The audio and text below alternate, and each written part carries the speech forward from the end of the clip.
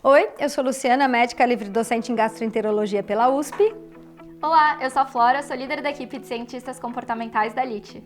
Hoje a gente vai falar porque a perda de peso vai muito além da força de vontade. Bom, Flora, primeiro a gente precisa entender o que é um cientista comportamental e qual é o papel dele nesse processo de perda de peso. Perfeito. Lu, imagino que você, como médica, esteja familiarizada com a situação onde um médico passa uma recomendação, uma prescrição para um paciente e não necessariamente isso vira realidade, não passa de mágicas. E talvez vocês mesmos estejam familiarizados com essa situação na própria vida. É muito fácil, a gente passa uma receita, dá uma orientação, fala agora o senhor precisa fazer atividade física, precisa fazer uma dieta mais equilibrada e você vai ficar bom. E na verdade o paciente vai para casa e fala, meu Deus, como é que eu vou fazer uma alimentação mais equilibrada, como é que eu vou fazer atividade física na minha vida? Eu acho que aí vocês entram, né? Exato, nem sempre as intenções se convertem em ações rapidamente, né? Ou só porque a gente quer. E aí entender o que explica esse lapso e quais são os fatores que influenciam a tomada de decisão, a mudança de comportamento e a formação de hábitos, é o papel de um cientista comportamental. Então, nesse processo, a gente vai conseguir fazer o casamento perfeito entre as recomendações e a rotina da pessoa e ajudar nessa implementação do que, de fato, a pessoa tem vontade de mudar. Então, não é uma terapia, não é um coaching, é uma outra coisa que estuda aí o processo de tomada de decisões. Mas vocês estarão em contato, estarão próximos aos pacientes e vocês ajudarão com ferramentas nessas estratégias. É mais ou menos isso?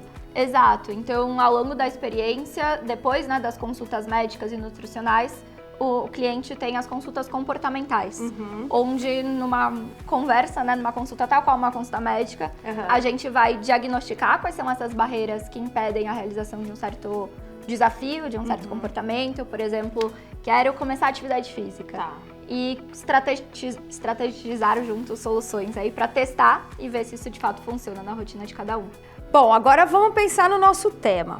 Alguém que tem como objetivo a perda de peso.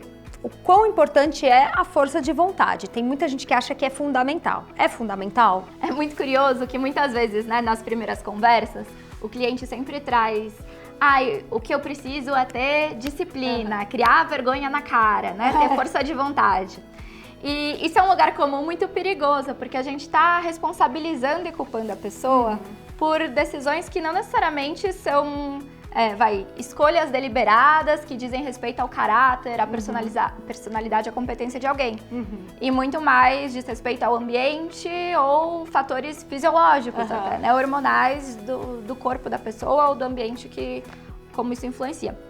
Então, é legal a gente fazer uma distinção entre força de vontade e autocontrole. Tá. O autocontrole é quando a gente opta pela alternativa que traz mais um benefício maior a longo prazo, ao longo do tempo. Então, o resultado dessa escolha em detrimento de uma escolha mais tentadora, que vai trazer um benefício imediato. A força de vontade é um recurso cognitivo, então um pouco essa capacidade que a gente tem de se segurar quando está lá na frente de uma tentação, na frente de um chocolate, na frente de uma coisa né, que traz um prazer imediato muito grande. Mas fazer essa distinção é muito importante porque não necessariamente a gente pega a melhor opção a longo prazo só dependendo da força de vontade. E na verdade, contar com isso é jogar pra sorte. Tá. Porque isso varia ao longo do tempo, nossa motivação oscila. Um dia que a gente tá mais cansado, chegou do trabalho cansado, precisa fazer o jantar, não tem nada pronto, vai pegar o que tá pronto na geladeira, se não dormiu direito, se tá estressado.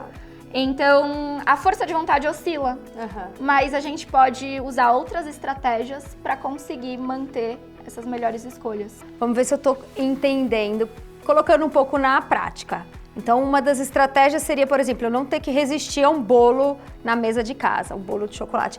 Por exemplo, eu não ter o bolo em casa. Seria mais ou menos isso? Eu escolher ter algumas coisas saudáveis, fazer mercado com frequência, ter opções legais para, numa falta, ter alguma coisa já na despensa. É isso? Perfeito. Você trouxe exatamente os exemplos de um ajuste do ambiente. Ou seja, sabendo que altas chances da nossa né, força de vontade não estar no seu melhor tipo, estado. à noite, estressada, Exato. cansada do trabalho, eu vou chegar e falar, eu mereço esse bolo. É não Exato. ter o bolo, né? Sabendo que isso acontece, como a gente tira o bolo, põe o bolo dentro do forno e não deixa exposto na bancada. Ah, essa coisa visual, né? Que Também. não contar com a força de vontade, porque ter que lidar com a coisa visual é muito difícil, né? Sim. E até a publicidade usa muito isso, né? Do apelo visual, né? Para que a gente, né, perca lá o nosso controle, né? Total. Então, quando a gente tem essa exposição direta e fácil, você acaba cedendo essa linha de escolha, né? De comportamentos. Então, colocar fricções pode ser uma ótima forma de não ceder essa tentação. E muitas vezes ajustando só esse ambiente. Então, isso que você falou, não ter em casa, seria uma fricção maior, só tirar do campo de visão, uma fricção menor. Tá. Mas que pode funcionar. Vamos lá, vamos pensar em outros exemplos, então, para as pessoas colocarem em prática de um jeito relativamente simples.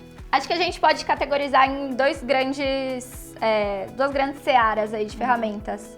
Umas que são as situacionais, então coisas do contexto do ambiente que a gente consegue mudar, e outras coisas cognitivas. Tá. Então, estratégias internas de como a gente entende aquela situação. Alguns exemplos, por exemplo, da parte situacional, como você falou, é tirar do próprio campo de visão. Ou colocar barreiras. A gente brinca que às vezes ninguém vai acordar com vontade de, como eu quero cortar um melão pro café da manhã. Mas se já tiver um melão cortadinho, as chances de você comer são muito maiores. É verdade. Então, como você facilita ao máximo aquilo que você quer fazer e dificulta ao máximo o que você não quer fazer. Exato. Então, o doce você deixa escondido no final da prateleira, lá dentro da despensa, na porta do fundo. E a coisa saudável você deixa picadinha na frente, mais ou menos isso, né? Por exemplo, isso é muito importante. Nossa, sabe que essas estratégias funcionam muito, e acho que por funcionar muito com eles, com a gente faz sentido com criança. Porque Total. se a criança não lembra que tem, ela nem pede. E se ela vê a fruta cortada, ela come, né? Então acho que a gente fica meio criança quando a gente tá cansado, estressado. A gente fica com um comportamento mais... Exato. E você pensa, talvez a criança tenha menos essa capacidade de se controlar, né? Ela tende a ser mais impulsiva. Então, justamente por isso é interessante mesmo usar isso para... O que funciona para criança? É verdade. Que pode funcionar. E até para pensar que o nosso eu cansado que chega do trabalho talvez não seja o mesmo eu que está aqui planejando, conversando com a médica o que eu vou fazer. Exato. Então, como sua versão, né, que consegue se planejar melhor, altera o ambiente para que a outra versão faça as boas escolhas. Isso é um raciocínio muito legal da gente conseguir traçar essas estratégias. Muito legal. Um outro ponto interessante é justamente evitar a entrar nesse estado mais visceral em primeiro lugar.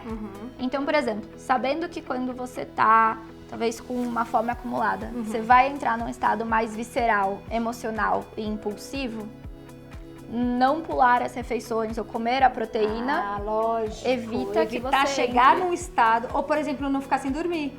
Pô, também. Você sabe que quando você tá sem dormir, você também fica mais impulsivo. Então, ter um sono de qualidade. E como isso muitas vezes não tá no nosso controle, reconhecer que se eu estou nesse estado, estarei mais impulsivo.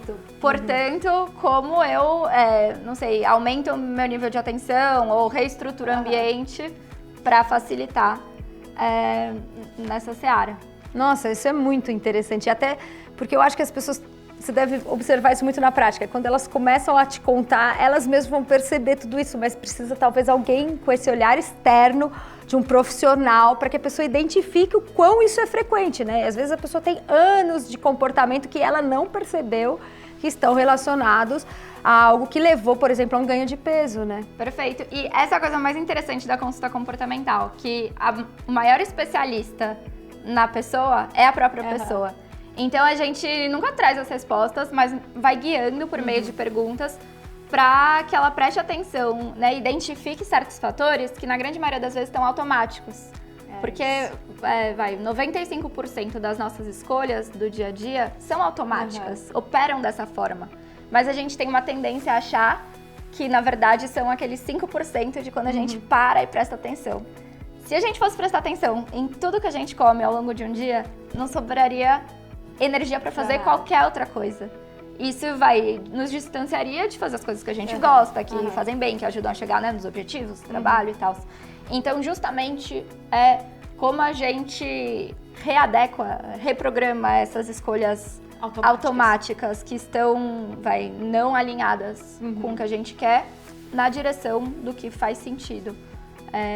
E muitas vezes essas escolhas automáticas são frutos aí do ambiente, da nossa história, de um repertório, e testando novas coisas, aprendendo, vendo que dá certo, essas vontades mudam.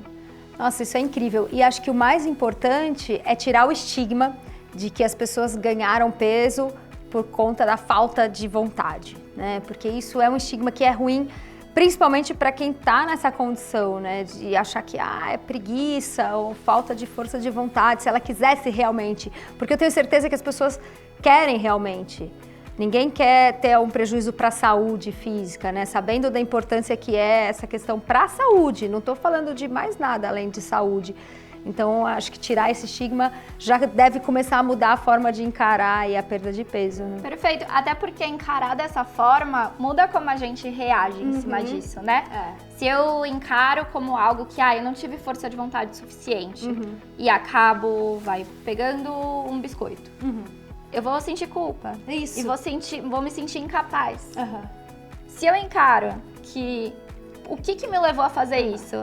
Putz, eu cheguei cansada do trabalho, tava morrendo de fome, não tinha nada pronto na geladeira. E o biscoito estava ali. Estava ali. Então, pronto, identifiquei como eu mudo. Você não se culpa. Exato. E você traça estratégias muito mais objetivas, práticas, né? Exato, para da próxima vez isso não acontecer. Então eu uso um pouquinho esse arrependimento como oportunidade de aprendizado para reestruturar o contexto e diminuir a probabilidade. Porque no final, é isso que a gente fala, né? Não é uma escolha que acontece uma vez. São múltiplas escolhas ao longo do tempo. Então, meio que não importa se hoje, beleza, você pegou o chocolate e não pegou a fruta.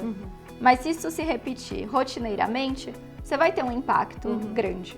Então, como a gente ajusta e altera essas probabilidades do que vai ser automático se fazer depois. Incrível. E como isso se enquadra dentro do programa da LIT?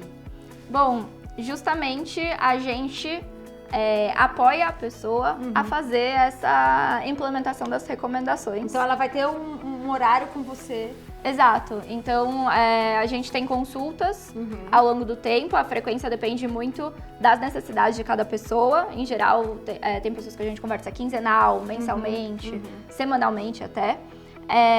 E aí, nesse ambiente, nesse espaço, né, a gente vai identificar qual que é o desafio em questão. Não tô fazendo lanche da tarde, ou tô comendo muito doce, ou minha rotina de sono da noite tá toda bagunçada. Diagnosticar essas barreiras, contexto e pessoais, né, cognitivos, e pensar juntos em soluções. E assim a gente testa e faz esse acompanhamento ao longo de toda a experiência. Então, poxa, testamos aqui mudar a organização da cozinha. Funcionou? Daqui a 2 semanas, sim. Não funcionou? Então como a gente ajusta? Sempre com feedback e pensando na individualidade de cada um. Exato. Muito legal. Bom, e se você ficou curioso para saber mais do que se trata essa consulta comportamental, um conceito que a gente criou aqui na LIT, fique à vontade para testar sem compromisso na nossa consulta teste. Obrigada e até a próxima!